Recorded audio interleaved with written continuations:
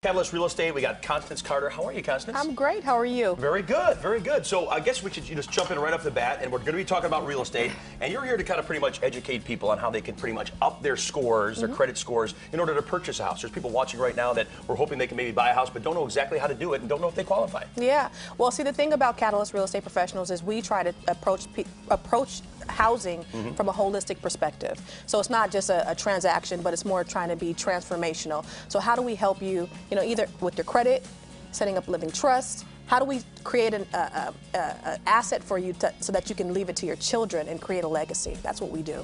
Okay, how can people know exactly where their credit score lies before they start getting into this sort of thing? Absolutely, monitor. It's so very important. I talk all over the place to different organizations about folks understanding what their credit is, and most people do not monitor their credit score or their credit report. And there's so many free monitoring entities out there, platforms out there, and folks just are not doing it. So there could be all kinds of identity fraud, identity theft, things going on. Somebody could have a house over in Florida. You have no idea because you have not monitored your credit score. Things pop up. Absolutely. You don't know unless you check up on it. Yeah, definitely. And that kind of leads into this too.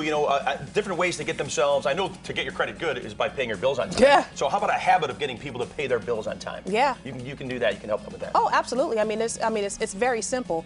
I mean, I have a spreadsheet that I use for every month. I have a lot of bills, right? So I have a spreadsheet that I use every month. I go down that spreadsheet and I just, make sure that I'm paying all my bills. Because if you have bills, in order to try to maintain them and make sure that you're paying them on time, you need some type of system. A lot of people don't have systems, and that's how people fall behind in getting their credit messed up. Yeah, and building and rebuilding credit, that's something that people need help with sometimes. Absolutely. It's not easy to accomplish on your own. Absolutely. I mean, building your credit is not a hard thing to do if you understand how to do it. Right. And that's where you guys come in. That's where we come in. So using credit cards, that's another thing too. It's pretty easy. You just take it, swipe it, just there you go. Buy this, buy that. But there's specific, proper use of them as well too, right? Yeah. So if you look at your whole credit pie, so 35% of your credit report is based upon your payment habits, right? So if you're paying late, you're just late, and there's really nothing you can do about that. But 30% of your credit pie is actually your credit card usage, if you didn't know that.